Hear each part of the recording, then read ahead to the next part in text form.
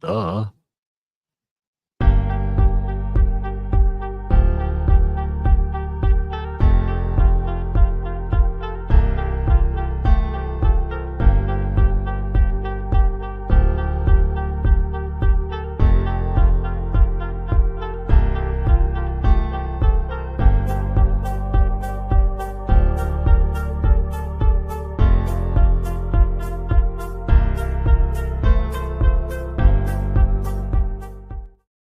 Hi, everybody, and welcome to Mile High Sports Today. I'm Sean Drotar. That's Nate Lundy. It feels like a Tuesday, but it's not. It's a Wednesday because we had Labor Day off. Can it be Friday? Not quite yet, but hey, dang it. Take what you can get and be Come happy, on. Nate. It's Wednesday, and it's only the second work week of, work day of the week. That's pretty good. Can't really complain about any of that. Nice to have you. Yes, I today. can. That's I can true, complain actually. about anything. I was just about to say, Pick a topic. about anything. Snow peas.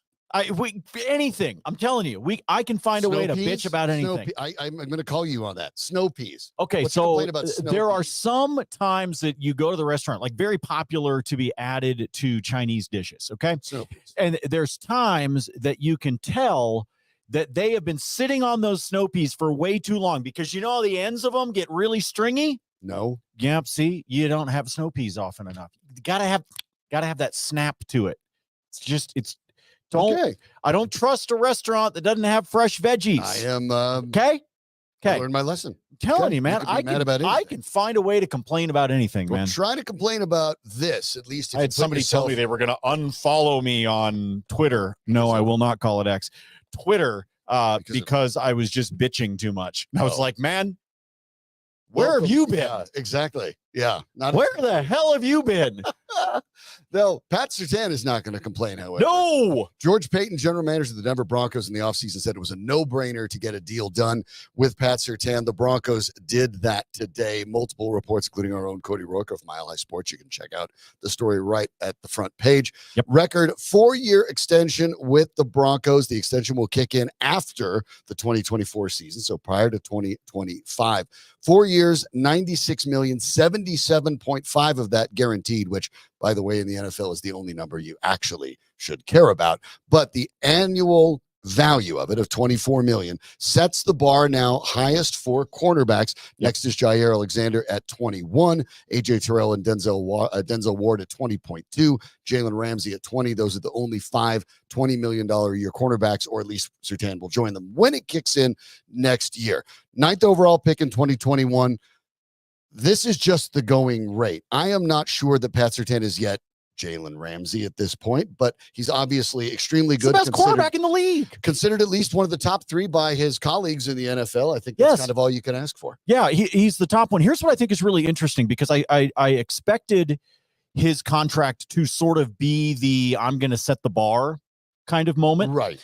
And I have to be completely honest. I thought it was going to be higher than this. Thought it would reach that 100.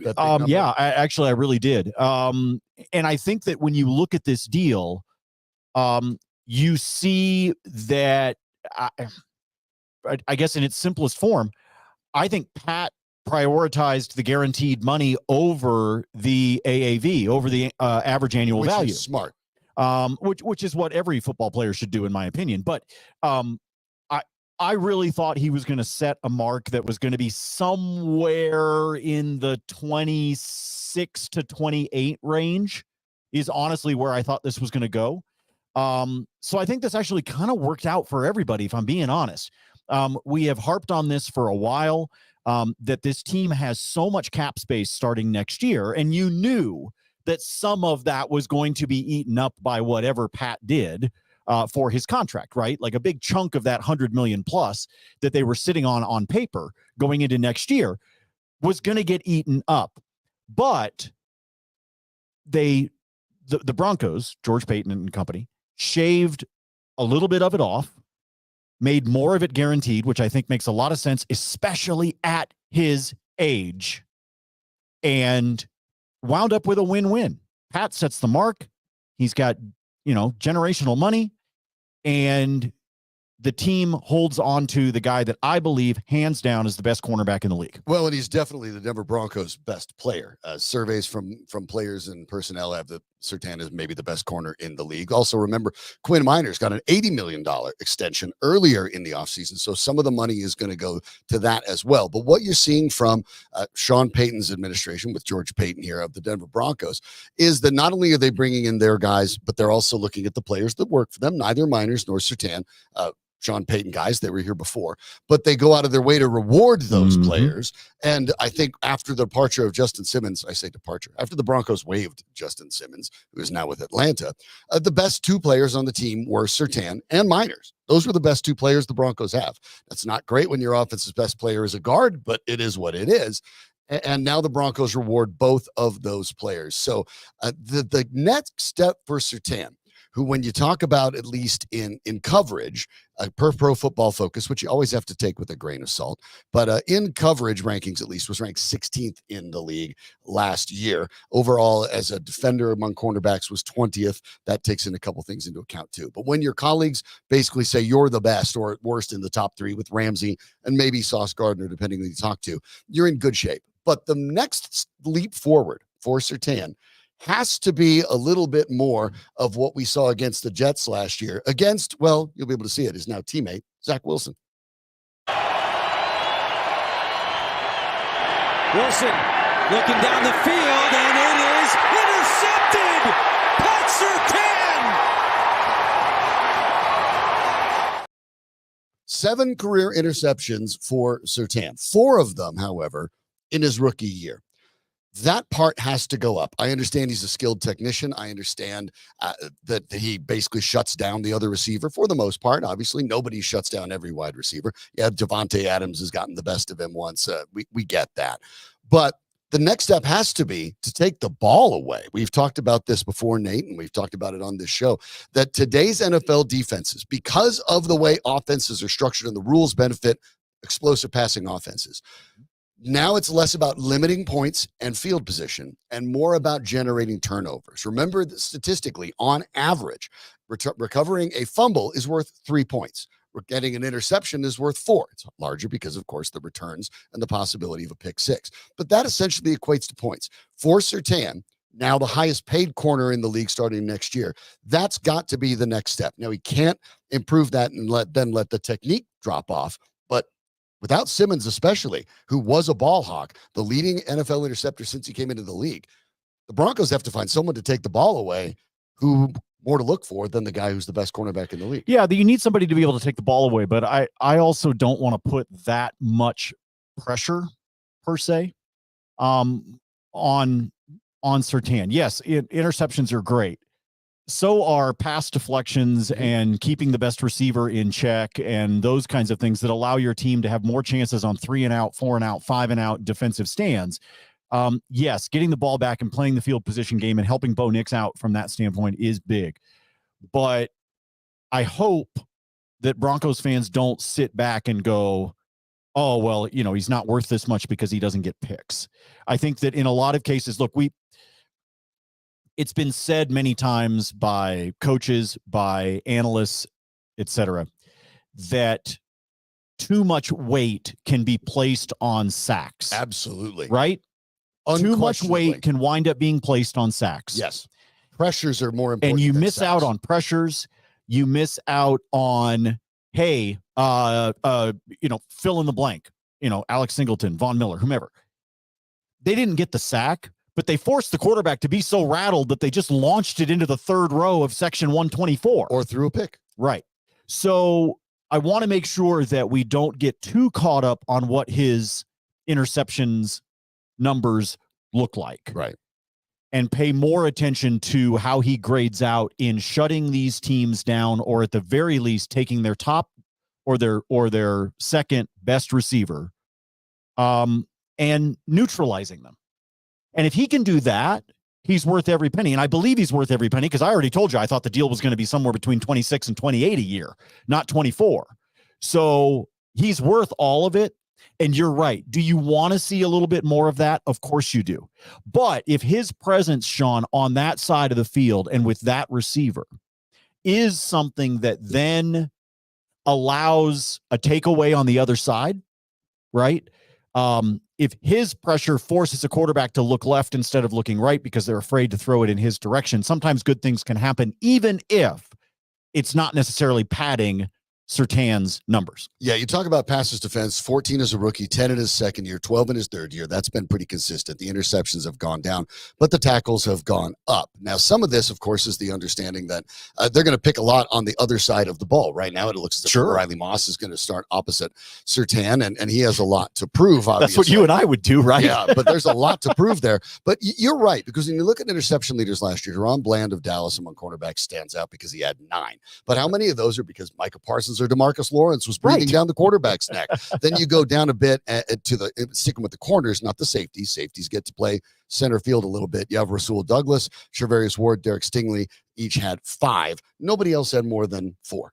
So it's not as if you're seeing massive pick numbers across the board as teams continue. By the way, we talked about this with Bo Nix yesterday.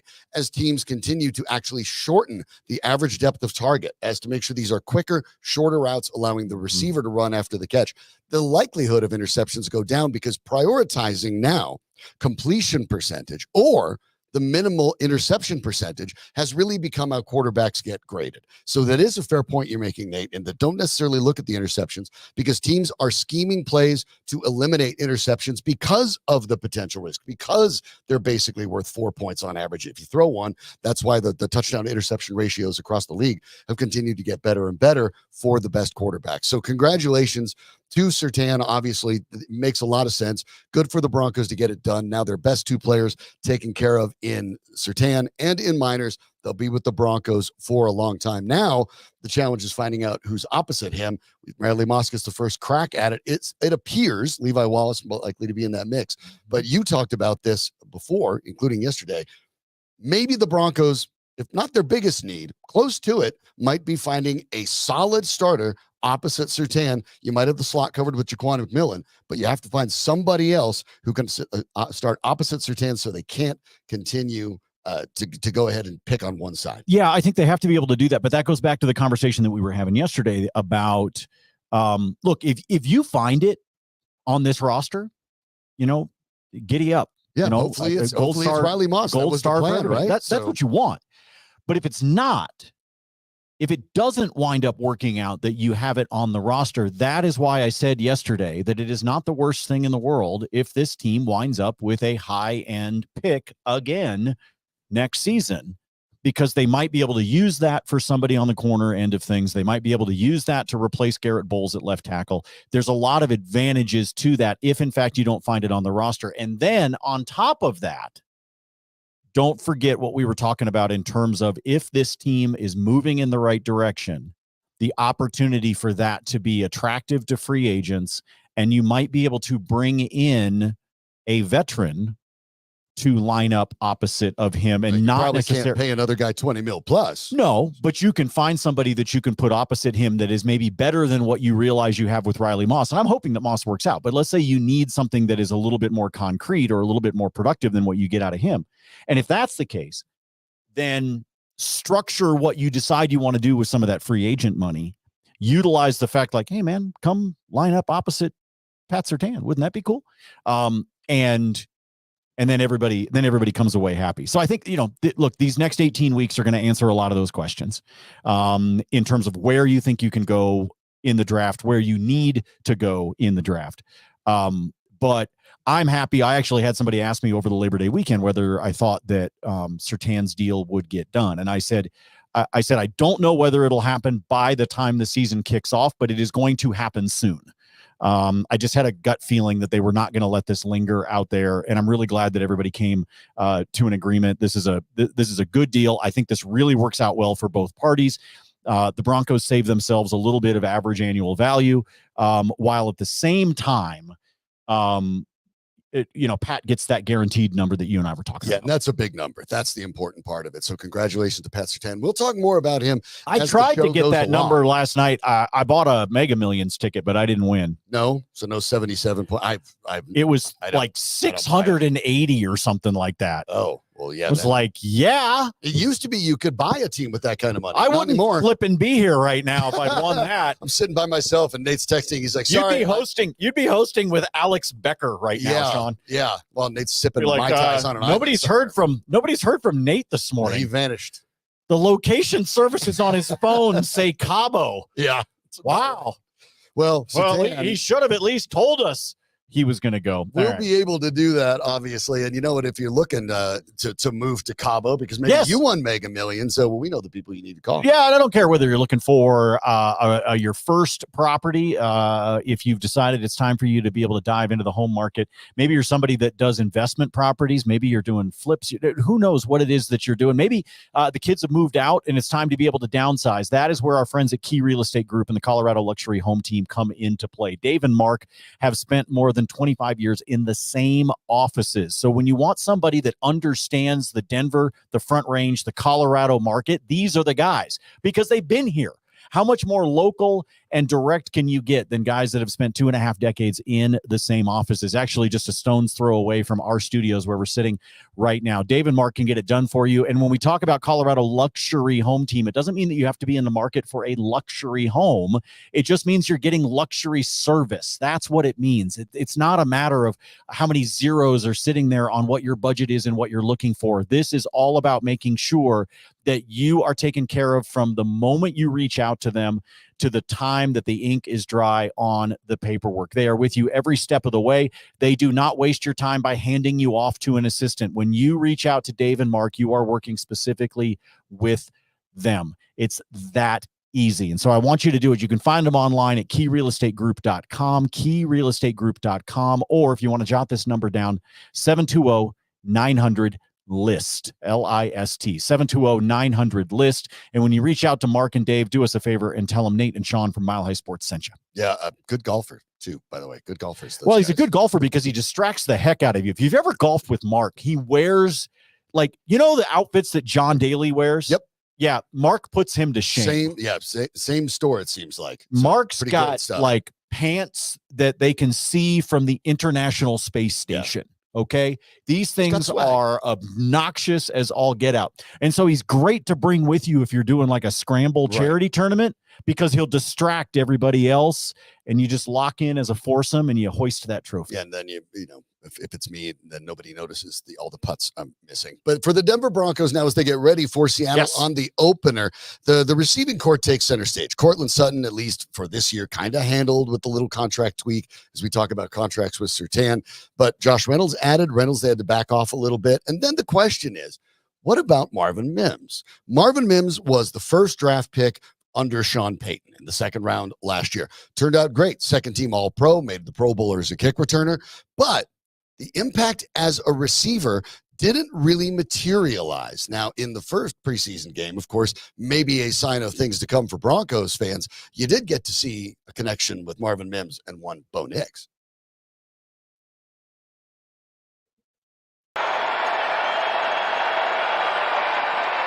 Nix throws, touchdown. Touchdown grab for Denver, Marvin Mims Jr. on the touchdown reception. Yeah. The quick hit touchdown, quick release, quick reception, quick read, all of what Sean Payton wants. The question now, Nate, is can Marvin Mims do more as a receiver? Last year, 22 catches, 377 yards, and a touchdown. But let's keep in mind that as talented as he was, he played in 16 games, right? The idea that the Broncos thought he was ready to be more of a contributor didn't change, but he couldn't keep himself on the field for whatever reason, or Sean Payton didn't trust him. Didn't get a large percentage of snaps, only 33 targets throughout the entire year.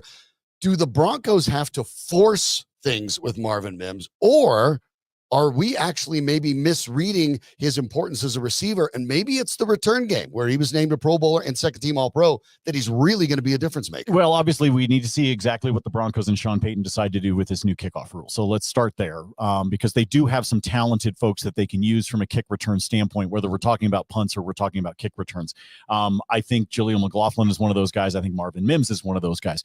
But you talked about his targets that he had and how small that was. You're talking about 33 overall targets, which means he was sitting with 7.4% of the targets. That's it. Yeah. And in the total, out of those 33 targets, by the way, only one of them was in the red zone. I'm not telling you that you need to bump that up. We all know when it comes to receiving, especially when you get down into the red zone, height becomes a very big factor because you need to be able to keep that ball from being knocked away. You need to be able to throw the little out in the end zone, the sort of thing that a receiver can climb the ladder and be able to get. And Mims just isn't that guy. He doesn't have the height to go along with that, right? But at the same time, if you can utilize him with some of those targets, I think, let's call it between the 20s, right? Like I said, I know he only had the one red zone target. I'm not trying to harp on that. I'm actually trying to say, don't bother. Work him between the 20s, allow him to get you into those positions. And so I don't know necessarily, Sean, that it's a force feed, but what I'm really curious to see is when it comes to the play calling, does the coaching staff get to where not that they trust Marvin Mims more, but that they trust Bo Nix to utilize somebody like Mims? Those are two completely different conversations, right? They are. And the snap counts kind of bear it out from last year, because it's also worth noting that a couple of the guys ahead of him, little Jordan Humphrey had the third most snap counts, as you expected. Cortland Sutton and Jerry Jeudy, now on to Cleveland, had the top two. But little Jordan Humphrey was next with basically 40% of the snap counts. Marvin Mims at 36%, Brandon Johnson at 32%. Johnson, the second leading touchdown receiver for the Broncos, he's been moved on as well. Humphrey is still with the Broncos, but on the practice squad. So now in theory, there isn't really anything stopping Marvin Mims from getting that count that maybe perhaps either Humphrey had, jumping to maybe 40% of the snaps, unless you look at what they think about rookies Devon Vele and Troy Franklin, who's had a bit of a slow catch-up time, but I still am rather bullish on. So it is kind of interesting to evaluate that for Mims. The talent is there. Obviously, when you talk about size at 5'11", or about 180 pounds, he's not the biggest guy. But the league has become more and more friendly to smaller receivers. Think about a Tank Dell. Think about what the Chiefs plan to do with Xavier Worthy. Think about Keon Coleman and Buffalo. A bunch of now smallish, kind of what was back in the day, Smurfs. They used to call on the Washington football team back then as well, when they're smaller receivers. The league seems to be going into a split way of handling it. Big-bodied guys who are out on the sideline who make the catches to move the sticks. Yes. And DK smaller Metcalf. guys, who are there to go ahead and maneuver in the middle and occasionally work down the sideline and hope you catch someone unawares. Marvin Mims may end up being that guy, but we don't know how many times Sean Payton is going to call that, in part because, as you pointed out, how does it work with Bo Nix? Right. And that's going to have to work itself out. And when you have Mims and Vele, another big-bodied guy, basically Tim Patrick, and Franklin, who Nix has a tremendous amount of rapport with, working together at Oregon, and Franklin was a guy that did most of his work between the 20s. It remains to be seen. But when you look at the depth and the talent overall on the wide receiving core, I don't think the Broncos actually need Marvin Mims to be a 700, 800-yard guy to actually get to the levels of success they'd like to get to. Yeah, they don't need him to be that. They really don't. And again, I almost come back to what we were just talking about with Pat Surtain. I don't want to get caught up with what his yardage totals are. Sometimes the advantage is having that guy be a threat. I mean, as good as Wes Welker was when he was wearing a Patriots uniform, as good as he was, one of the nice things that you had with a guy like Welker was that he was enough of a threat that you had to pay attention in that intermediate yardage, which could then open up what Tom Brady might want to do a little bit further down the field. Okay. So having him have that snap share and being part of the read, and legitimately part of the read, as Bo Nix goes through his progressions, that to me can wind up Sean being just as valuable as whether or not he finishes with 375 yards or 575 yards. I don't know necessarily. I mean, yeah, that's you guys that are doing your fantasy drafts right now are thinking about the yards, but what I want is to be able to recognize that this guy is a threat. Because right now, at least what we saw out of the preseason, Troy Franklin isn't one. It hasn't quite clicked for him yet. I'm with you. I'm bullish. I think he's going to be fine. But that's the advantage that you have in having Mims out there and being able to utilize him, hopefully, between the 20s. Franklin's got 3 inches on him, okay? I mean, Mims is about 5'11", and I think Troy's about 6'2". Yeah. So, again, we're talking about height. We're talking about Vele. We've talked about Cortland, things like that. But I want to see Mims step up. But like I said, I almost want to be able to preface that by saying I don't think some of the stuff that we saw last season was necessarily Mims's fault. If I use the air quotes there. I think it had to do with his quarterback and some of those play calls. And I think that Sean Payton can feel more confident utilizing that type of a receiver now. Yeah, I think that's fair. And one of the, I'm not putting him in the Hall of Fame, but, we're making some comparisons. And you look at Devin Hester at one of this year's classes of the Hall of Fame, along with Broncos Randy Gradishar. Do you know what Devin Hester's biggest year of production as a receiver was? I have no clue. Back in 2009, 757 yards and 3 touchdowns. I got no numbers. That's it. Here. He surpassed 660 yards one time in his career. Devin Hester, the exact point you're talking about. Was he effective as a receiver? He was, but what he really did was open up the field for the other guys. They weren't always throwing to Devin Hester. He never had more than 57 catches in a single year. Right. That was, of course, in that same year. He never had more than 4 touchdowns in a year. In fact, he only had 16 receiving touchdowns in his entire career. His ability to change the game and field position with punt and kick returns, and then occasionally be out there and be a threat. That was what really made him valuable. And while Mims has a long way to go before we start talking about him in the same breath as Devin Hester, that's the idea. He doesn't have to be a star receiver. What he can do is help make sure the other guys are more effective. And so I think the expectations for Mims with Broncos fans probably needs to change. There is no statistical benchmark you need to worry about, whether it's touchdowns or yards. It's, again, some of what we talked about with Surtain. Football is a game that, yes, is measured by a lot of stats, but as we continue to see things move along into the 2020s, and there are all sorts of more detailed measurements, you realize sometimes the numbers behind the numbers are more valuable. As Nate pointed out, we talk about Deron Bland and his 9 picks for the Cowboys, but how many of those were forced by Micah Parsons or DeMarcus Lawrence? Right. They don't get a stat for that except a QB pressure. So pressures cause turnovers, but also pressures can cause big plays. When you pull a cornerback off, when a safety has to go help because Marvin Mims got by somebody, now somebody else is open, probably down the middle of the field. It's up to Bo Nix to read that, to process it, and to hit the right guy and to do it very quickly. That's all what Sean Payton's offense, how it functions, and now it's always functions. But don't focus. I get the whole fantasy sports world and sports betting where you look at certain benchmarks and think that's a good game or not a good game. All of these things work together. There's 11 guys on the field, all of them with slightly different roles, and all of them are meant to complement the other. One thing leads to the other. And so for Marvin Mims Jr., I don't particularly look at even big plays and say he's got to hit over the top for a couple big plays a year. I'm not worried about that. If the offense is running well, but Marvin Mims isn't getting his yards. This is the equivalent of Nuggets fans looking at one of the games when the Nuggets win by 25 points, but Nikola Jokic had a dozen because he didn't need it, and he had 14 assists and was able to get the other guys moving. So that's the way it can function in football as well. So for Marvin Mims, I think you have to temper the expectations statistically, but look at what he can bring to the offense. And especially worth noting, you don't want him to lose anything on the return game. Punt and kick returns for the Broncos have been a problem for a decade until Mims showed up, and he can be more important in these new rules where the kickoffs potentially can be really explosive plays than anyone we've seen in a while. Special teams has sucked on this team for a while. It's a nice way. Can we just call it what it is? It's been bad. Okay. Especially the return game and the coverage. Yeah. It's actually doing returns and then covering returns has been bad on this team for a while. Right. I mean, here's the last thing here before I step aside, as I know Anilo Pirro is going to join you and you guys are going to talk some buffs. Yeah. Let me throw one more thing out there for you. Last season, Marvin Mims finished with 377 yards. Okay. 154 of those came after the catch.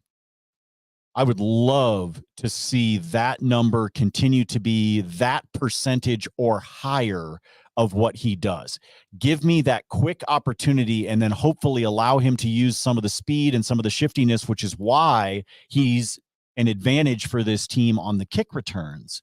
And maybe, so even if he only finishes with, I don't know, 450 yards, can 250 of those be after the catch so that what's happening is he's got just enough separation when Bo Nix gets him the ball that he can actually turn it into something. That's one of the things I'll be paying attention to. Yeah, obviously it'll be a big part. Give me that separation and then boom, right? Like get that 2-3 yard separation from your defender and be able to, and I don't necessarily need him to take it to the house. Right. But turn a catch that is 4 yards from the line of scrimmage into a gain of 8. And all you have to do is put a few of those on film, and then you start scaring defensive coordinators and defensive backs, and then it makes everyone's life a little bit easier. We'll find out how Mims accomplishes that over All right. the course So yesterday, of the season. Cody kicked me out. Now Anilo's kicking me out. So rude. You know what I'm happy with? That Nate hasn't recognized it in theory. I guess it's Rude. It's really me kicking him out since I'm the one that stays. But anyway, if you're looking for the perfect place to work, play, exercise, and socialize, look no further than the Denver Athletic Club, right in the heart of downtown Denver. For more than a century, the DAC has been at the corner of so many different Denver traditions when you talk about the ideas of staying fit, of social activity. It's been around for more than 100 years. And everyone knows it. You know why? It's because they do more things than you expect. As a DAC member, you'll get top-notch facilities like a full fitness center, licensed child care, spa, massage, Pilates, a golf simulator, and more. But what truly sets the DAC apart is its vibrant community. Like I talked about, it's the societal impact. This member-owned club is all about you, offering year-round social events, co-working, dining, and fun for the entire family. The Denver Athletic Club is truly a club for your whole life. So join the DAC today. Visit the Denver Athletic Club at denverathleticClub.cc for all the details. Joining us now, of course, actually a member of the Denver Athletic Club, just saying, and the host of the SCO Show here on Mile High Sports, Anilo Piro, joins us. Thanks so much, Anilo. The Colorado Buffaloes start out their season up at Folsom Field with a win over North Dakota State, 31-26. But to hear Deion Sanders talk about it, it didn't feel like the kind of win you were looking for. You ever felt like you won, but you didn't win? It's almost like we had more points than they did. Giving up the last touchdown on the run, that bothered me because we pride ourselves on going to get the quarterback, and we have a multitude of young men that can go get the quarterback, and we didn't get that done. But I'm thankful, I'm happy we got the W. Miss Peggy's one step closer to the dream and the vision that we have for her, as well as I think 31 NFL scouts are on hand tonight, and I think they saw what they came to see. So let's move on from there. I'm going to try my best to hold back my anger, but we got the W, so I'm happy. The Buffaloes got 2 sacks. Now, as we just talked about with Nate, with the Broncos, sacks are not everything. Pressures are just as important, if not more important. But, Anilo, the 2 quarterbacks, and they go with 2 up in North Dakota State, went 20 for 26 for 292 yards, an average of 11.2 per and a touchdown. They weren't exactly stifled by the Buffaloes defense. The Buffs had problems, especially early stopping them. They did make a really good second half adjustment. New defense coordinator Robert Livingston did a nice job. That touchdown at the end that Sanders refers to, the only points that North Dakota State scored in the second half.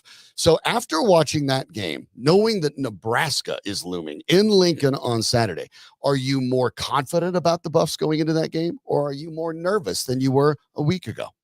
I think I'm more nervous, but I don't think it's necessarily because of the Buffs entirely. I just think Nebraska is a much better team this year than they were last year. We all know that year 2 for Matt Rule is a big stepping stone. We saw him do it at Baylor. We've seen him do it, at multiple stops across the league, across college football. And I just think that this Nebraska team is going to be much better than the team that they faced last year. But Sean, the big thing for me is the military term, or at least I learned it from Call of Duty when I was a kid. SSDD. I'm not going to say what one of the S's means, but it's basically same bleep, different day. And that's exactly how I felt watching the week 1 game against North Dakota State. And look, North Dakota State is an incredible FCS football program, a high level opponent. As you pointed out, FCS. Yes, and exactly. If you are really going to be a bowl team in the FBS, look, I get it. North Dakota State is no pushover. They've had 2 quarterbacks drafted in the top 3 of the NFL draft. I understand it, but you're right. That was the game that was scheduled for the Buffaloes to win. Right. That's the equivalent. Nebraska got UTEP last week, right? And Nebraska's standard since forever, scheduling the best cupcakes they can find for the first couple weeks. Colorado not on that list anymore because you really can't do it anymore, but you can kind of schedule that first home game. The Buffaloes put this on the schedule a couple years ago, expecting it to be a win, and they barely got away with it. And that's probably concerning. And there are things that were better. The offensive line was better. The running game was not. The running backs in particular, I went and, took even the stats out. The Buffs only ran for 59 total yards. That's a problem again. Sanders did talk about that after the game and pointed out that a win's a win, and he's right. But you take the the runs by Hunter and receiver Draylon Miller out of it, as well as the scrambles by Sanders. Here's what your running backs got you. 14 carries for 35 yards. That's 2.5 per. If this team can't run the ball better against Nebraska, they're going to have a very difficult time winning.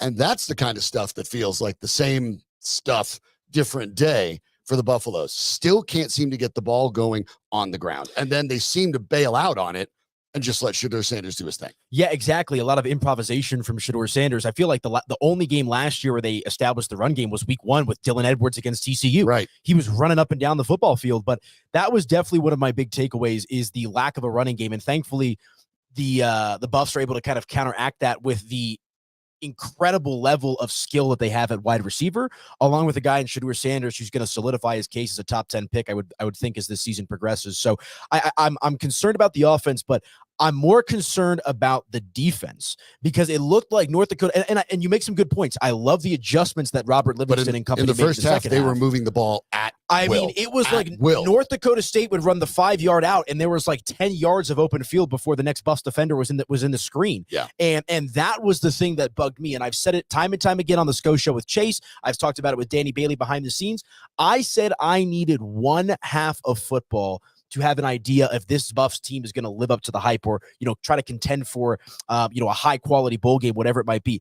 I did not love what I saw collectively in the game, but in particular in the first half. Do I think that they can correct this? Do I attribute some of this to early season jitters and getting back into the flow and a little bit more of a complex opponent in North Dakota State? Yes. But at the end of the day, CU, Coach Prime, Shedeur, Shiloh with the boneheaded flags. Oh my goodness. They have to be much, much, much better if they want to have a chance to beat Nebraska on the road this Saturday. Yeah, you cannot. The Buffaloes actually only had 3 penalties, but a lot of them, really all 3 of them, for the most, 2 of the 3 were of the costly personal foul variety. And just boneheaded. That's the concern. Shiloh Sanders ended up hitting a guy so preposterously late early in the game that it would have been a 4th down. They would have had to line up for a field goal. Sanders hits him late. You get the penalty, and that ends up being a touchdown. That's a 4-point penalty. The Buffaloes won by 5.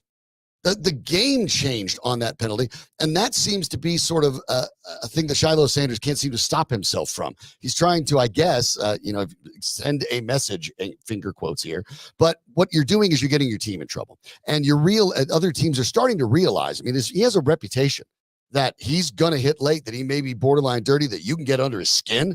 That's not a reputation you want. And that's why I think Shiloh Sanders, unlike Shedeur Sanders, isn't going to find himself as a first-round draft pick. No. And then overcompensating for that by trying to knock everyone's block off and putting your team in a bad position actually makes the situation worse. He's got to be a lot better if the Buffs are going to do what they need to do on defense, because I thought, at least in this game, he was actually one of their weak spots. I completely agree. And look, if this is 10 years ago, 15, 20 years ago, it's a different game. Ask Kareem Jackson how big hitters are, working in the modern era of football, both at the collegiate and of course at the NFL level. So, they've just got to sharpen up the defense. And, Trevor Woods even looked a little lethargic out there in the first half, I would say. But First half, though, I think it was like that first big chunk play for North Dakota State where they ran down the sideline, just looked gassed, looked slow. And again, do we attribute that to early season, whatever it might be? But I liked a lot of what I saw. There was a lot of what I saw on offense and in the second half that I was like, okay, they look better. But the big question here is, Sean, and I've talked about it with Chase, and we break it down on the SCO show each and every week. There is a bevy of talent across this Buffs roster. Where's the continuity?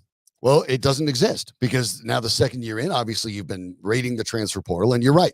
When you're talking about the talent, especially on offense, and by the way, it's not all transfer portal. Jordan Seaton became the first freshman to ever start at left tackle for the season opener for the Buffs in their history, and did not look overmatched. And he was a high school recruit. So there is actually a lot of really good talent, but it does need the continuity. They need the reps. They need the experience. A lot of football is understanding where someone's going to be without looking for them. And that can only happen when you've actually been together for a while. That's the risk of the way things are put together. Now, that said, and I'm going to play devil's advocate with myself here, Nilo, so, make whatever comments you want, everybody. But think of it this way as well. The Buffaloes were a 1-win team 2 seasons ago. Yep. Now they are a team with arguably, and I'm going to say top 40. I'm not going to go higher than that. Arguably top 40 talent on their roster.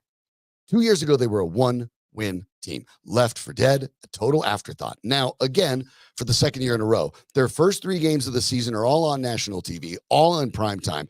Colorado has skipped the line. They have actually taken a decade's worth of rebuilding to get yourself back to relevance, and that shortcut happened because they hired Deion Sanders. The talent is now there too. The question is, since Sanders from year to year now start building and keeping these guys together, as opposed to just trying to rush them all into the NFL draft. And I know part of his pitch as a coach is, we're going to get you to the NFL. They have the most NFL experience in a coaching staff among FBS teams when you talk about it from top to bottom. So that's the sales pitch. We'll get you popular, we'll get you famous, we'll get you on TV, we'll get you NIL, and we'll get you to the NFL.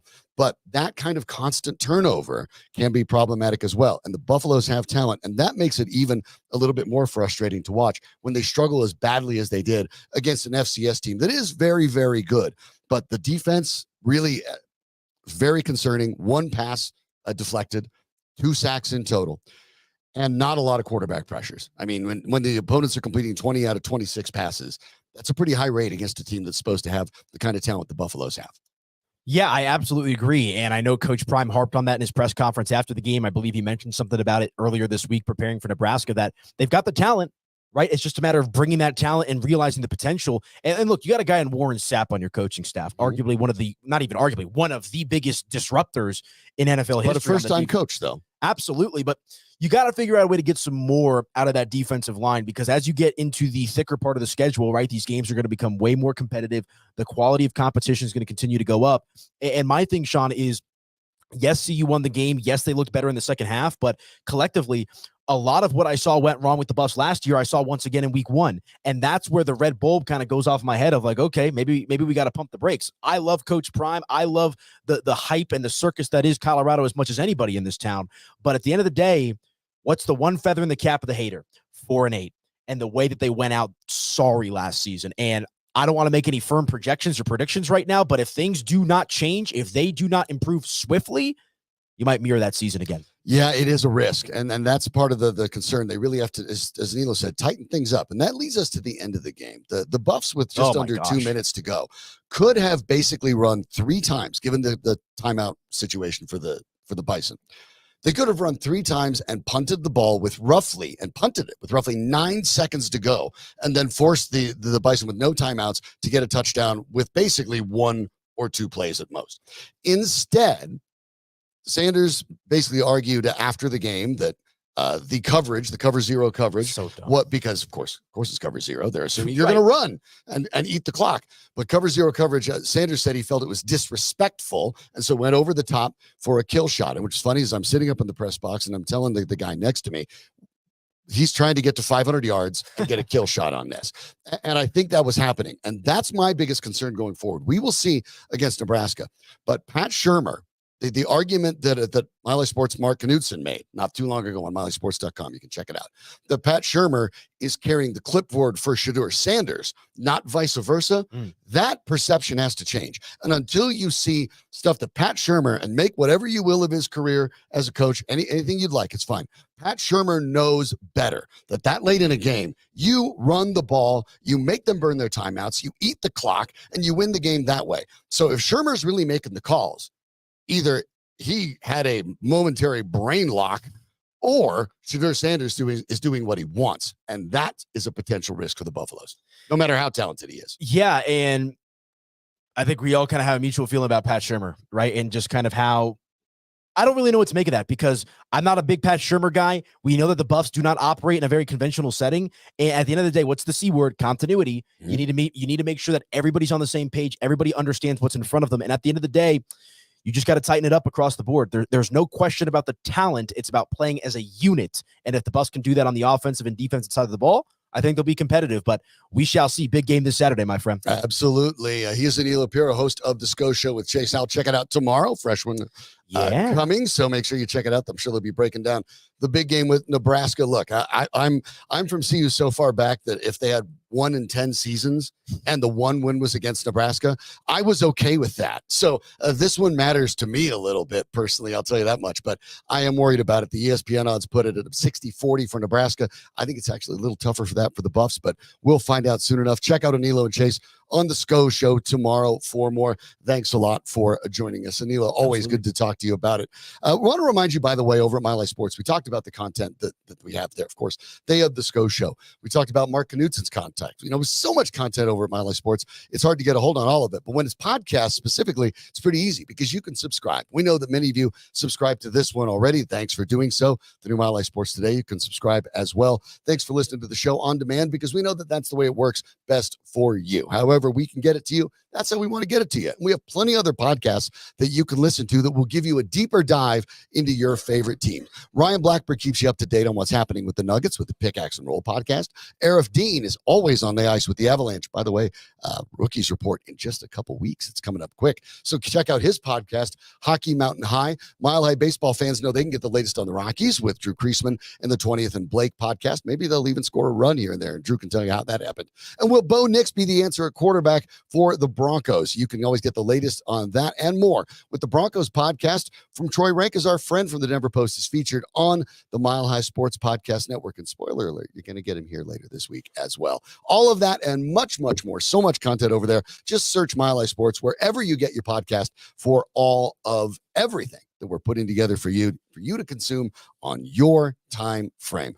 I have an opportunity to talk a little bit more about Pat Surtain. Pat Surtain, the recipient of a 4-year, $96 million extension. That extension that will kick in next year makes him the highest paid cornerback in fact, defensive back, as a matter of fact, in the history of the NFL until, of course, the next one, but you'll take it. Surtain had an opportunity to maybe yesterday do something even more impactful for kids that are Broncos fans than even the play on the field. As Justin Simmons moves on to Atlanta, the man of the year multiple times for the Broncos, Surtain looks to maybe take his place. Joining us now to talk about that is Dan Mormon of Mile High Sports, and of course, the man who really gets things moving over at ColoradoPreps.com, maybe the hardest man working in Colorado sports. Dan, appreciate it. Today you had a terrific piece about Pat Surtain and his gift to George Washington High School.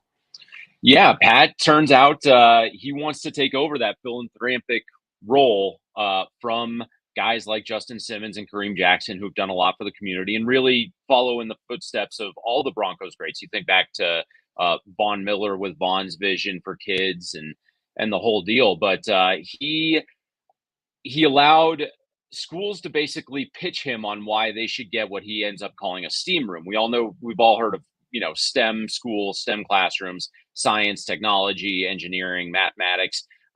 It was really important to Pat that he threw the arts in there. And George Washington was one of 2 winners, the other being Manual High School. And yesterday they unveiled what they called the Patrick Surtain Inspiration Room, is that STEAM room. And he came down, basically hung out with some of the kids who are going to be utilizing it, cut the ribbon, did the whole deal. And it was a really cool sight. And, those kids were ecstatic. This is a group of kids. The George Washington is a now 2-time Class 5A speech and debate champion. They're practicing in the hallways of the school, and they didn't have like a room, a space of their own. And that's all part of what this came to be. So I hung out with George Washington athletic director Brendan Netherton yesterday, and was there for Pat's whole deal. And it was just really a truly cool thing to watch that he's doing for these kids here in Denver. I'm sure it will shock you, Dan, but I was on the speech and debate team all 3 years at Ponderosa High School when I was there, and get out. You didn't want to practice in the hall because there's a lot of us getting all hot and bothered about our debate planks, right? And so it's not a good fit to have that there, and obviously having a room where now your 2-time national champs can practice and get better. That's obviously exciting, and then to be able to use it for all of the other things as well. It is a big deal, and you had a quote from Surtain that I thought was really important. And he said, this space in these classrooms are space not just for you all, but for future students at George Washington use it. I want to thank my foundation team, family, and friends. And that's really what it's about. Those kids are only going to be at high school for a couple of years, but then the next one's coming, and the next one, and the next one. And now they have an opportunity to build on what George Washington has done in their own space, where in theory, you have the opportunity and room to make it even better. Right. And what's really funny about that quote is it all came out of basically what I wanted to ask him is, you might be a part of this community for a long time. We had no idea just how close that was to becoming a reality at that point. But, how important is that to whether it's looking at high school kids or just the Denver community to make sure that you are investing in the community and the fans and the people that are investing in you as a professional athlete. And he took that to heart. He really looked, and he mentioned him by name. He looked to guys like Justin Simmons, like Kareem Jackson, and he really wanted to carry on the kind of legacies that they built around Denver. And that's been a part of the Denver Broncos lore for years and years and years.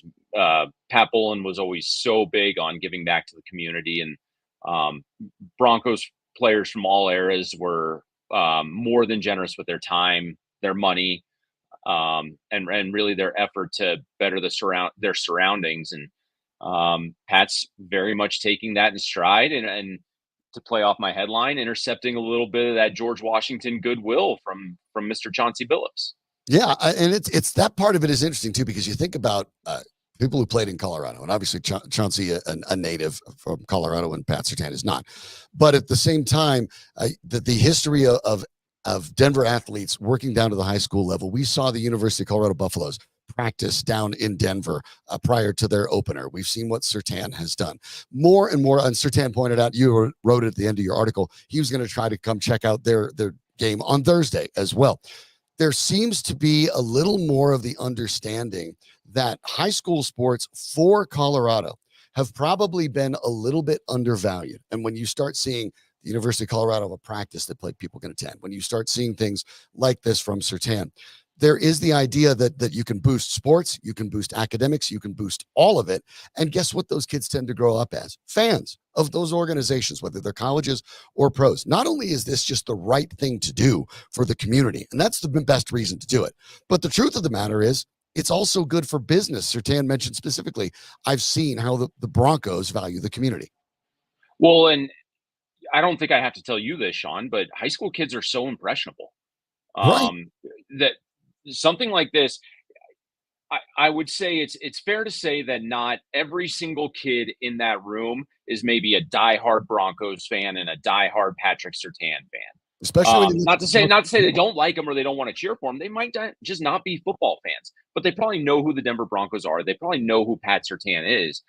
But if they're walking through a living room and, mom, dad, a friend, someone's watching a Broncos game and they see the guy that gave them this space to operate their craft in that they're so excited to use on a daily basis, they see him pick off Patrick Mahomes. You don't think that those kids are going to, root a little bit, overtly cheer a little bit. It's such an impactful class of human beings to reach, our high school kids, because these are their informative years.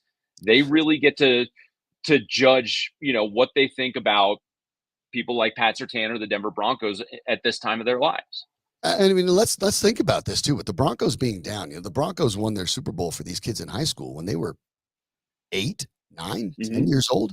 I mean, that's the reality, right? So it really does have a lot of value, because you can see how some of these kids may have become Chiefs fans, because the Broncos have been underwhelming for their entire sort of formative years, and maybe when they picked up football. And so you're right.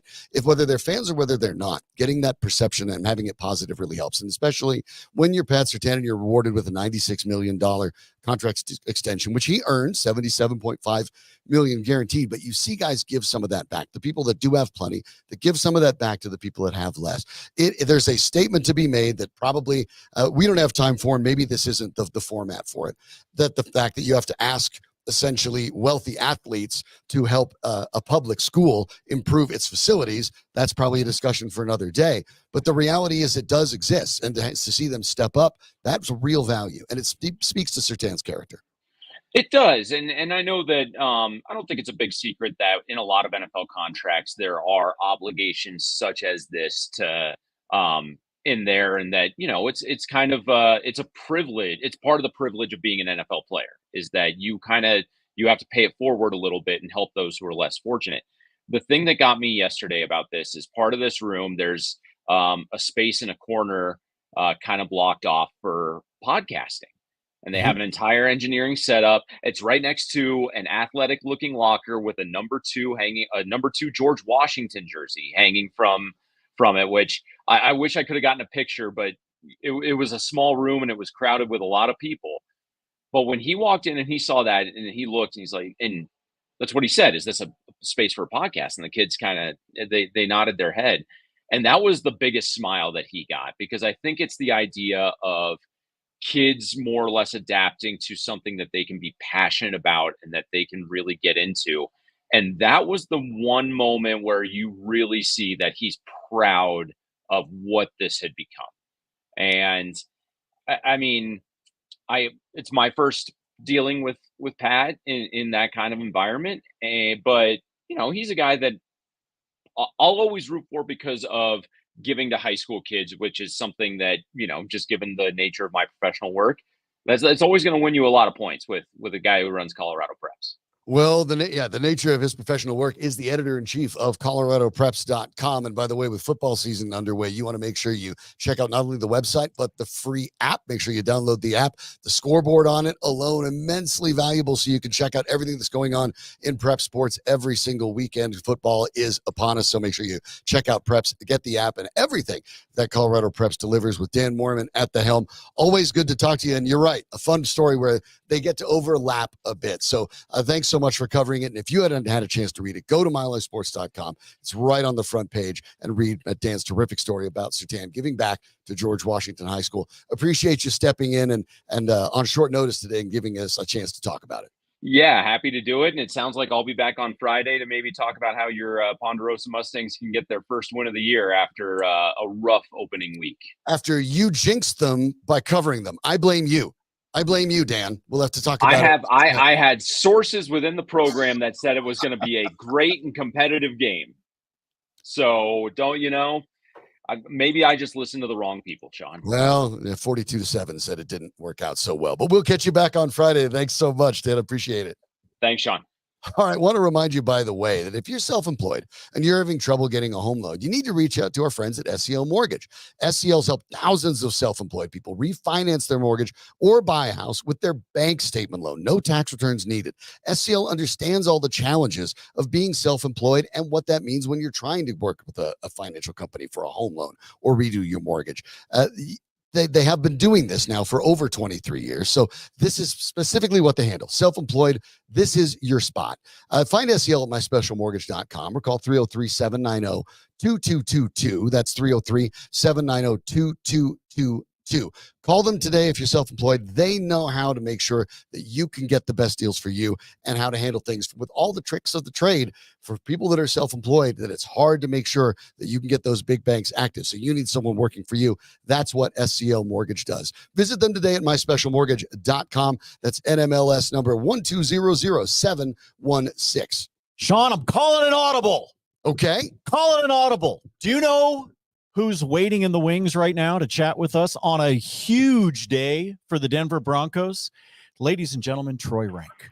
All right. Troy is with us. Troy, thank you for making some time. Troy reached out while you were talking to Dan and said, hey, Nate, I'm around. If you guys want to talk, you want to talk some Broncos, you want to talk some Pat Surtain. So Troy is with us. Troy, first of all, making some time for us. We always appreciate. Troy, this was not a surprise, but let me start with this question. Are you surprised by the dollar figure, or is this in line with what you expected? Yeah, he was always going to be, Nate, the highest paid corner. He waited it out, so he reset the market. That was important for the position, important for him. It will change in a year when Sauce Gardner gets his deal. But Pat Surtain has been in the conversation as the best cornerback in the league for 2 years. I think 2 years ago he was. Last year, for me, he's probably top 5. But when you come up for a deal, you kind of owe it to your position to reset the market when you're a player of his stature. He did just that. And it's a fascinating offseason for them to get Miners in the fold, Surtain in the fold, Bo Nix at quarterback. We're seeing the core develop around 4 or 5 players that are going to be the players, frankly, that are going to be responsible for getting this team back into contention.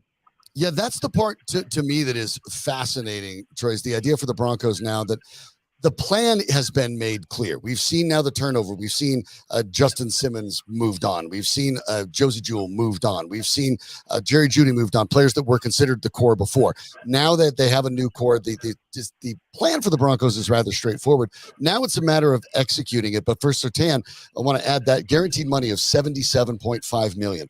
The previous guarantee, Denzel Ward, was 44. So the idea that it gets reset is one thing, but what Surtain did was obliterated the guaranteed money record by nearly $30 million. So that part of it, I think, is a big statement by the Denver Broncos, who also extended Quinn Miners. So we know that the new ownership is not afraid of paying the guys that they believe need to stay around. But for the Broncos at this stage now, what does that mean? What player may be next? What's the situation, I guess, after the year with a Cortland Sutton, with some of the other young Broncos players, with Garrett Bowles? Those contracts maybe loom for the Broncos after the season. Yeah, I don't see either one of those two getting big contracts because of their age. Now, again, this season it could play out differently, especially for Bowles. It's harder to find left tackles. That's the reason Frank Crumb's still on the roster. I mean, he's clearly raw and a developmental guy, but there's so few good left tackles. If Bowles goes out and plays well, not star, but plays well, do you look to get him and finish his career here with a 3-year deal? Cortland Sutton, again, age is working against him at 29. They're going to have roughly $100 million in cap space this offseason. Would they invest that in Sutton or go look for more of a true playmaker? And again, Sutton was great last year. I'm not saying he wasn't, but I would not be surprised if Bowles and Sutton are not on the team next year. I'd give Bowles a better chance because of his position. And then after that, you see, is Javonte Williams part of the core moving forward? Typically, running backs don't get a second deal anymore in the NFL. So who's next in line from that group? Is Baron Browning going to be that guy with a big season? It's just a fascinating season for 4 or 5 guys. But if you ask me between Bowles and Sutton, I would give a little lean to Bowles because of his position. It's so hard to find right tackles. He wants to finish his career year here. Could you get him for a little under market value on a 3 or 4 year deal so he could finish here? Perhaps. Troy, when we and Troy Ranks joining us, having with the news this morning about Pat Surtain's new contract and all of that. Troy, when you look at Pat and we talk about this payday and all of that, obviously Broncos fans are really happy that he's here. We're just coming off. Sean was just talking to Dan Mormon about what he's done for the local schools with their STEM rooms, what he just did at George Washington yesterday, and that story's posted up at milehighsports.com. And I know that you've covered it and talked about his work in the community as well. One of the things that Sean and I talked about right off the top of the show today is what sort of success looks like for Pat going forward now that he's on this big deal. And I make the argument that, yes, you would love to see him pull in some of those interceptions, the kinds of things that Justin Simmons did for this team. But it's more than just that. It's his ability to be able to wreak havoc on the opposing quarterback, isn't it? It's not necessarily stuff that's going to translate into raw numbers. Well, I just posted a column, Nate, on denverpost.com saying Pat earned every cent of this deal, but we need more picks. I need him to take a few more chances. Now, again, it runs against his DNA to do this. He's so disciplined. He's so correct. I mean, he's more polished than Pledge, and he's been this way since he arrived. He's been their best player, but they're going to need him to take a few more chances. And here's what I talked to Chris Harris about this a little bit ago. For him to be more of an impact player, I want him to get more takeaways. So how does he do that?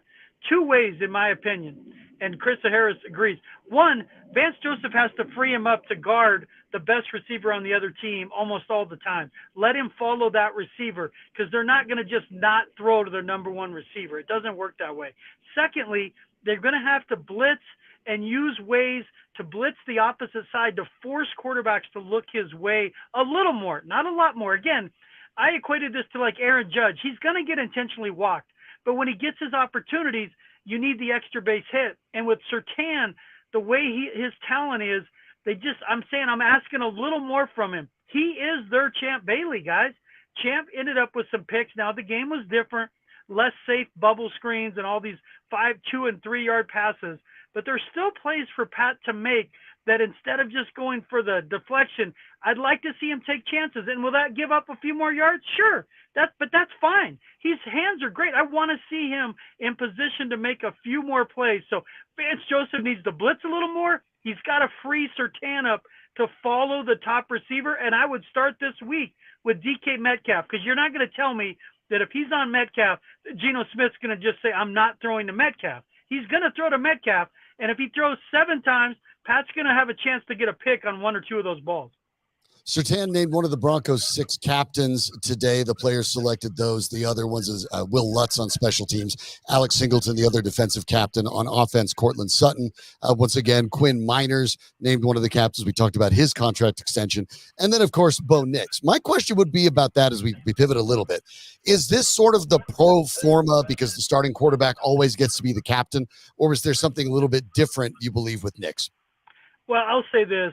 I do roll my eyes, and you can hear my eyes rolling right now at some of these captain things because I'm never sure who counts the votes. There's been a number of teams I've covered where guys end up captains, and I talk to players, and they're like, I don't know how this happened because we just don't feel like in the room we voted that way. And that happens sometimes with young quarterbacks. There's no doubt. I would say this case with Nix, he's not your average rookie. He's 24, 61 college starts. He won over teammates with his, essentially his football IQ and poise in the preseason. So the idea he got voted captain, I don't think that's that far-fetched. Normally, I would say with the rookie quarterback, it is. But with him, because of his experience, I don't know that it is. But, I mean, like Quinn Miners is a captain. Last year, McGlinchey was, and I think anyone will tell you McGlinchey is the leader of that room. So I don't know. The captain thing, it doesn't mean it that much to me, except for the fact when things aren't going well, it's on the captains, the onus on those players to publicly be accountable, both in the media and with teammates at times. I do think that is part of their responsibility. I think I'm old school that way, but if you're going to make somebody a captain and you have a bad game, that person needs to be available and talk and explain it. I don't want to talk to the reserve nickelback about something if the play is with Pat Surtain. Now, Pat Surtain is always available post-game, but I'm just giving you an example. For me, I see captainship a little differently. Not only is it holding your teammates accountable, but you need to be the face of the team after a game, especially losses, to articulate that. And I think they have a good group there, but I always kind of roll my eyes and shake my head at these captains thing. It's like American Idol. Who counts these votes? We hear about everyone voting, but nobody knows who counts them. And I'm not saying that's the case here. It's not a public election. It's not true democracy because we don't know who counts these votes. That's obviously a bit of a challenge there. And we're talking with Troy Rank of the Denver Post, also the host of the Broncos podcast. With Troy Rank, talked about that a little earlier today. And Troy, what's on tap for this week? Well, again, we have a pod up this week already that popped yesterday that's on YouTube and on my audio, both with Spotify, Apple, all those places you find the pod. But Parker Gabriel from the Denver Post is on there breaking down just kind of where the roster stands now, expectations for Nix and some of that. And then on Friday, I'll have at least one player interview, and we will preview the Seahawks game. This is a winnable game, guys.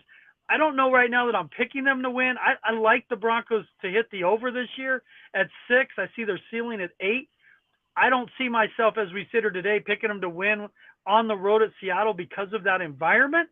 But the podcast on Friday, I appreciate you bringing it up, Sean. It will be a preview of that Seahawks game. And I can't thank your partner there enough, Nate Lundy, Neil, the guys that have put the pod on YouTube.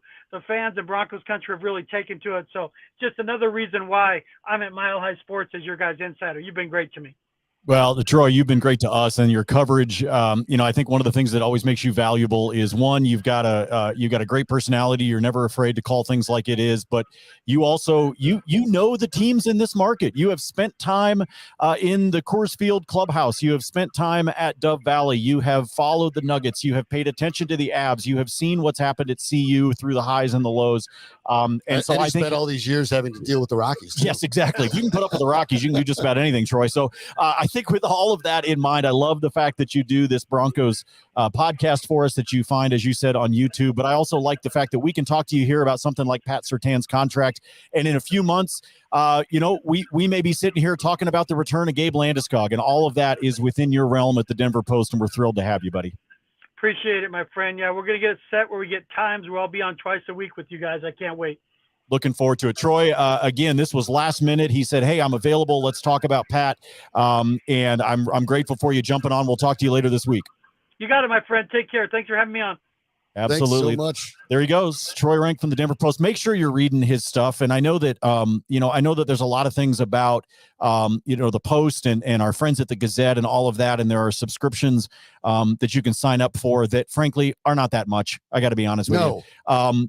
Folks, I know you see this on social media, and I know Sean and I are biased. Support the local journalists, please, that are doing this kind of work. And bringing you this kind of coverage. And that includes things like Troy at the Post. That includes our friends at the Denver Gazette. Chris all Thomas of that. Yeah. Great job for the Broncos. Exactly. Over at the Gazette. All of this is stuff that you have an opportunity to be able to support. Just sitting here watching it or subscribing to the podcast is great. We really do appreciate it. But please make sure that you recognize that those kinds of things are what keep these guys going and keep bringing you the kinds of things that Troy does and that the rest of the crew does in the print media. So hang tight with them. And if you see, you get that offer that shows up in your inbox, like, hey, sign up for the Denver Post for 6 months for this, or 12 months. It's like 12 months, $12 for 12 months. Just like Nike says, just do it. Yeah, just do it. Obviously, Troy's story right at the top of the Denver Post Sports page right now, so go check it out. But the situation there with Surtain and then Miners, obviously the Broncos are not afraid of paying out big money, because the last offseason, they spent the most of any team on the offensive line, adding McGlinchey, former captain, and Ben Powers. So this Broncos ownership is not afraid to spend. You've talked about the cap space that will be available, Nate. They're obviously this year it's tight. It'll still be a little tight next year as well, because the remainder of Russell Wilson's has to fall off. But the Broncos have moved on from some of their higher paid players.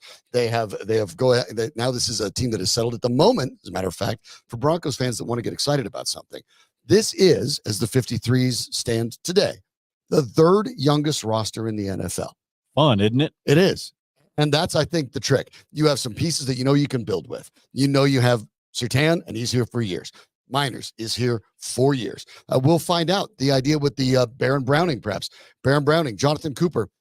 Maybe one's a critical piece. They're both free agents at the end of the year, so there's a lot to deal with still. But great news for Pat Surtain, great news for Broncos fans, excited to have their best player, period, bar none, under contract for at least this season and 4 more after that. So we're going to take a look at some of the situations with the NFL starting tomorrow, about the favorites for the Super Bowl. We're going to give you ours. Not necessarily going to worry about, the odds, but if you're one of those people, well, Nate, we've made it easy for you. Yeah, we sure have. You go over to milehighsports.com, folks, and whether you're doing that on your mobile app, that you can actually download the Mile High Sports mobile app, by the way. Make sure you do that. Or if you're looking at it on your phone, your tablet, the computer, whatever it is, you're going to see a button in our menu that says Colorado Online Sports Betting. It's that simple. Colorado Online Sports Betting. And it is what it is. But the beauty is we are not, as a group, as MHS, we are not locked in with one book. And more power to our friends in the media around here that have their own very specific partners. But we chose to kind of be Switzerland when sports betting became legal 4.5 years ago. So we have an opportunity to talk to all of the books, and we have an opportunity to find out what all of their offers are across the board. And on that page on the website, we brought them all together, right? So all of the best sign-up bonuses, all of those kinds of things. And it allows you to just sit there, and you can sit there with your thumb, just scroll through, find the ones that make sense for you, right? So, for example, Fanatics right now is doing a deal where they got the jersey drop, they got this $1,000 in bonus bets, they got all that kind of stuff. Maybe that is something that piques your interest. Maybe it is a deposit match. Maybe it's some free bets. Maybe it's that no-risk opportunity off the front end. Whatever that might be when it comes to what you're looking for yourself, we've brought them all together, and then you can choose. All you got to do is go to that page, the Colorado Online Sports Betting page at milehighsports.com, and you're going to see all of the books lined up there. Find the offer that makes sense for you and sign up through that page. And when you do, the beauty is Mile High Sports gets credit for it. We have partnership deals with these guys, so we appreciate it if you sign up through our website. It's kind of an easy, kind of a friendly way for you to be able to support all of us here at MHS, the same way we were just talking about the subscriptions that you can do with the Post and the Gazette. Well, signing up for one of these book offers through us is how you can support us. So we would appreciate it. It's the Colorado Online Sports Betting page at milehighsports.com. The NFL season starts in earnest tomorrow night. The Ravens and the Chiefs will kick it off. A terrific game to start the season. And we know the Chiefs, now the two-time champs, they believe they can make it 3. In fact, don't ask me. Ask Patrick Mahomes from their parade a couple months ago. No, for real though, we appreciate everything y'all do. Showing up to Arrowhead every single week. We know we had to go on the road last year, but I promise you next year we'll be at home and we're going for that three-piece. So don't get it twisted. We're doing it. 3 times, first time in NFL history, we doing it. Love y'all. And Sean, don't get it twisted. Yeah, let's be fair. Don't get it twisted, y'all. He's not wrong. They are the favorites, as you would expect, to go for the NFL's first three-peat in Las Vegas. The Chiefs are a plus 500 to win the Super Bowl. The next best, the 49ers, a plus 600. And then nobody past 1,000. But that's not the way we want to look at it now. We're not. I'll give you the odds, Nate, but I want to see if they sync up for you, right? Okay. What do we got? So let's start over in the NFC. Mm-hmm. The Niners are a plus 260 to win the conference. Now, that's actually the best odds of anybody because the AFC is so stacked, as we've talked about. The Chiefs actually have longer odds, but the Niners are plus 260, followed by the Lions and Eagles tied at plus 550. Are the Niners, Lions, and Eagles, to your mind, the 3 best teams in the NFC? No, they're missing the Packers.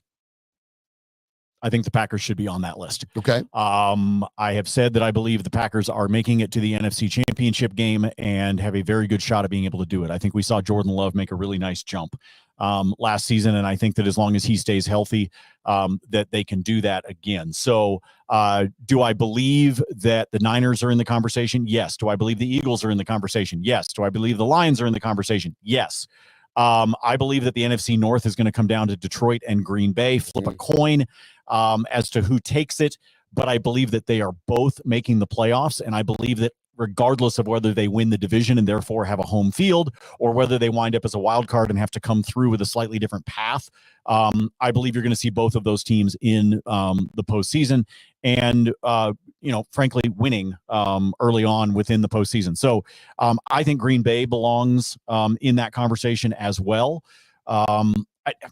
I continue to go back and forth, Sean, when it comes to a guy like Brock Purdy. Green Bay, by the way, is 4th. Yeah, they're 4th. They're right there. Followed by the Cowboys, Falcons, Rams, and then Bears. just ask Anilo. The Cowboys have no shot. So when we're looking at the NFC, I believe those are the 4 that we need to be having a conversation about. I still haven't decided what I really believe is real and unreal about Brock Purdy. I hate to phrase it that way, but I kind of am. It's like I want to believe in the guy. But I also the system. Yeah, and but it's a fair question. Is it the system? Is it like I don't know. I don't know the answer to it, and neither do you if you're watching this show, because I think we just need to see more of a sample size from him. But I believe that those are the 4 teams in the NFC. Barring something weird in how the brackets align, I believe those will be the final 4. I think the 2 best teams in the NFC are clear. It is the Niners and the Lions. I think that's absolutely true. And I'm just remember that every now and then Jared Goffel shows up. Okay. Yeah. Just remember that, folks. And I think that the Eagles actually may backslide. I don't think that makes them, I don't think it drops them out, but I'm kind of with you. I like the Packers a lot. And maybe this is me. Health has to be holding up for the whole year for everybody, which is probably why they're not a good bet. But do not sleep on the Atlanta Falcons, because the offense, if Kirk Cousins is healthy, if he's all the way back from the Achilles injury, this is a team that can be explosive. They can be dynamic. They have 2 top-tier running backs in Bijan Robinson and Tyler Allgeier. They have receivers all over the place. Kyle Pitts could have a big jump. We saw what he did. We saw what Cousins did with TJ Hawkinson last year. There's a lot to like about Atlanta, but they have to be healthy all year long or forget it. So, yeah, it's really the Niners and the Lions. And even when you put it that way, it's the Niners. It's the Niners until it's not. And that's why they are the favorite of any team to win their respective conference. But over in the AFC, the number 1 team, as you expect, the Chiefs at plus 325, then the Ravens at 500. So the top 2 teams perceived in the AFC going against each other tomorrow night. Then the Bengals at plus 700. And then let's go down a little bit. The Bills and Texas tied at plus 750. The Jets sneak into the top 6 at plus 900. I wouldn't touch the Jets with a 10-foot pole, but the Chiefs and the Ravens are the class of the AFC to my mind. And again, health permitting, I have no problem putting the Bengals ahead of the Bills. But I do have to ask, not only when you're ranking those teams in the AFC, okay, Cincinnati, Mike Brown, the owner, what are you doing with Jamar Chase? He's not going to practice until he gets a new contract, and I don't blame him because what if you get hurt during look at Tim Patrick the last couple of years. I don't blame him. You're going to pay Jamar Chase anyway. Your game is on Sunday. What are you doing? And until the Bengals get that right, it's hard to take them seriously. Correct. I don't know what Cincinnati's doing. Just pay Jamar Chase. I truly Goodness. I truly don't know. By the way, his number just goes up every day. I mean, so here's the thing. He's practicing today, which means they must feel like, is this like Trent Williams when he showed up because we're close? I don't know. Just Jamar Chase is going to get paid. Just get it over with already. Look what the Broncos did. They knew they were going to pay Pat Surtain. They took care of it. Man. They took care of it today. Look, I think the AFC is the Chiefs and everybody else. I hope that somebody can make a dent in it. I think you're going to find out exactly who Josh Allen is without Stephon Diggs. I think you're going to find out exactly who Cincinnati is when you watch Joe Burrow coming back this season. I think there's a reason that you see good odds for him as comeback player and things like that. I think you're going to find out those kinds of things out of those two teams from an AFC standpoint. I am not buying the Jets. I am on record as saying I do not believe that Aaron Rodgers will finish the season. I don't either. I think that once you have a major injury like he did, that injuries tend to follow. I hope I'm wrong. I hope he plays the whole season and all of that. This is just my gut telling me that I don't think that is what's going to happen, and therefore I'm not buying the Jets. I do think Miami is intriguing. And I also think that Houston is intriguing, to be honest with you. I think Houston at number 5, Miami is behind the Jets at a plus 1,200 to win the AFC. Yeah, I would put them ahead of the Jets. I would put them ahead of the Jets, but I understand why the Jets are where they are and why. I mean, look, there's a reason why people are picking them, frankly, plus the points against the Niners on Monday night to open up the year with the Jets. So I think those are the teams. What is that line? It's down to 4. It opened at 6. No, thank you. It's at 4 now. And a lot of people are on the Jets on the spread, to be honest with you. It's about 60% of the money right now. So, but I think Miami's intriguing, but I'm also kind of intrigued by Houston. I mean, we've seen what CJ Stroud can do. There's some talent on that team. They added Joe Mixon at running back. They added Mixon. You're talking about, there's some talent there. You got Diggs. We were just talking about him. So, if I'm looking for a long shot, if I'm looking for a real long shot on the AFC side, I would probably put Houston in there. Houston. Okay. Houston makes sense. I would pick, if I'm looking for something that's got value on the money, if we're talking about the betting side of it, I would put money on Houston or Miami. Miami, in this case, Miami with a lot more at that plus 1,200. The Broncos, by the way, only ahead of the Patriots, plus 7,500.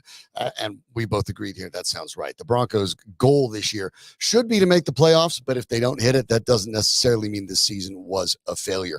Part of what this season is a rebuild. And you've seen in the offseason, prior to the game that opens on Sunday that will start the season for the Broncos, you've seen Quinn Miners signed to an extension. You've now seen Pat Surtain signed to an extension. The Broncos core is starting to form. If Bo Nix starts to look like the guy, right, then you know what the Broncos plan is. That's the goal this year. So making the playoffs would be great. You'd love to do it. It should be the objective, although you realize with the Chiefs there, it's probably a wild card at best is what you're shooting for. But that's not really where the Broncos are. They are in this game, and I agree with Troy Rank, who was able to pop in and join us a little bit. Yeah. I do, and we'll talk about this more as the week goes along. We'll have Troy back on Friday to discuss it as well. I do think this is a winnable game for the Broncos. I really do. I don't think we can make a statement either way about the team, whether they win or lose it. I think if they lose it and they lose it in a close battle, I think you'd be pretty happy with that. If they get blown out, maybe that's a discussion. If they win it all, I think it's great, but I don't think you start punching any sort of playoff tickets. But this is going to be a week-by-week affair where we learn more about this team in small little bites. It might not be with the wins and losses. It may be with drives, a certain drive offensively that leads the way, a certain drive that is stopped, pressure on the quarterback. The idea the Broncos really want to get after the quarterback. And they have a lot of guys that can rush the quarterback, but have never consistently produced at the NFL level. Do you start seeing that? That's how this season is going to be measured by success, not by worrying about if they're going to make it to the Super Bowl or even the playoffs. Can I go off topic for a second? Why not? Because this never stopped you. Because this just happened a second ago. Kyle Schwarber now has 4 home runs in his last 7 at bats. That's solid. He led off the game last night. He led off the game for Philly in Toronto. First pitch was a ball. Second pitch went over the fence. 7 at-bats, 4 home runs in the last 7 at-bats. And on top of that, because this is what everybody got lost in the fact that he had the 3 home runs yesterday. Yeah. Lost in that was that the way that he was playing, he went 5 for 6, y'all. It's not like he only had 3 home runs. He also had a double and a single. So that means he is 6 for 7 in his last 7 at bats. He is 6 for 7 with 4 home runs and 7 RBI. Phillies running away with the NL East, 7-game lead on the Braves. Anilo Piero's New York Mets creeping up as Francisco Lindor making a legitimate MVP push if he were to drag the Mets back into the playoffs. Keep in mind, of course, only 2 teams eliminated from the playoffs in the National League. Oh, my goodness, Schwarbs. The class of 93, the Rockies and the Marlins. And by the way, Toronto turned around and has taken the lead in the bottom of the first anyway. So it's another one of those, like last night's game was 10-9. It looks like we're headed in that same direction again because Schwarber led off the game with a homer. Toronto's turned around and scored 2 in the bottom. So yeah, I just wanted to throw that out there because, one of the fun things about baseball season from a sports betting standpoint is that you can do things during the daytime, which I always think is fun. That you can place bets during the afternoon. And then that's what happens is we sit around here in the office and we're just like staring at the TV. We're like, wait, hold on. Actually, we're like, hold on. Harper's up to bat. Hold on. We gotta check that. We gotta pause this thought. Or in the case of when the Rockies are playing in the day game and we've all taken the opposing team minus like 1.5, whatever it is. 2.5. The Braves tonight, of course, host the Rockies at 5:20. Oh, by the way, and get ready for the scoring tonight, because if it was only 3-0 yesterday against the Braves, even with all the injuries the Braves are dealing with, you're not going to feel about Bradley Blaylock on the hill for the Rockies. We're not going to be holding that lineup back for very long when you've got Ozuna and company. So yeah, Charlie Morton versus Blaylock. This one might be like 8-1. Maybe that'll be what it is. It's not great. It's not great to be the Rockies. Good right Lord, now. Schwarber. Yeah. If you'd like more of Anilo Piro, by the way, you can always check on the Locked On Rockies postcast. Anilo will host that. He hosts that, and it's very unfiltered for you Rockies fans. You want to get it off your chest. Yeah, that's the spot. Anilo's your guy for the Rockies. Baseball America's latest minor league reviews. Chase Dollander, the Rockies' first-round draft pick last year, 5th overall prospect in baseball per Baseball America. Charlie Condon, the Golden Spikes winner out of Georgia, who the Rockies just drafted, already the number 19th ranked minor league. Bring him up. Let's have some fun. Condon will be here next year. Bring him up. Might be as well. That's why you draft college. I'm telling you, get him here quick. I've said 100 times, shut off the humidor and just turn it back into the Blake Street Bombers. Go back to beer league softball. You are not going to get ace pitching in Denver. So shut off the humidor and let's let every game be like 11-7. I miss it. I do. Go for it. Just do it. Unplug it. Who cares? You can't sign. And you know what else that'll do? It'll be entertaining as hell. It'll be fun. Even you know why? Because chicks dig the long ball. That's why. You don't want Kyle Schwarber in Coors Field without a humidor. I can tell you that. Kyle Schwarber, you know why he hits those home runs? Because he's got the shirt open, like the chain. And he also swings like he's driving a golf club. He is up and out. He looks like a guy that just showed up at the bar and is about to steal your girl. Beer league softball, fun stuff. Baseball is fun when other. Let it happen. Play it. What are you gonna do? Fortunately, it is football. Every game at Coors, you get a run. Unplug it. Like Taco Bell will end that promotion in a heartbeat because there will be 7 runs every single time. Yeah. And in the meantime, Coors Field will get some excitement this weekend because they hold 3 consecutive concerts on Friday, Saturday, and Sunday. So maybe a little more entertaining there. We got Broncos, Kane Brown. Yep. And then who's retro? Who's Saturday? Def Leppard, Journey, and Cheap Trick. Well, that's Sunday. That's Sunday. Who's Saturday? I can't remember. I don't remember. Danny, producer to the Stars, Danny Bailey is breaking out the Googleator for us, which is really sad because we both have computers to let in us front know. of us. Smashing Pumpkins. Smashing Pumpkins. Smashing Pumpkins. Oh, it's the Green Day. It's the Green Day tour. Okay. That's what it is. Thank you, Danny. So you got something for the new country folks, something for the getting oldsters, and then something for the actual oldsters. I'll be at Def Leppard, man. Don't you? Def Leppard comes within 100-mile radius of Denver, and I'm there.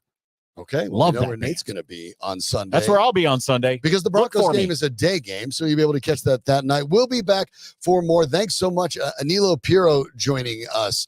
We had Dan Mormon from Colorado Preps join us. Troy Rank joining us, just popping onto the show because that's what we do right here on Mile High Sports Today. Danny Bailey making everything work. Everything you see, everything you hear, it's all Danny. But the reason we do it is for you. So thanks for everybody who listened. However you listen to it, like, subscribe. You know how that all works, and we'll get even more as we go along. He's Nate Lundy. I'm Sean Drotar. Keep it right here at Mile High Sports.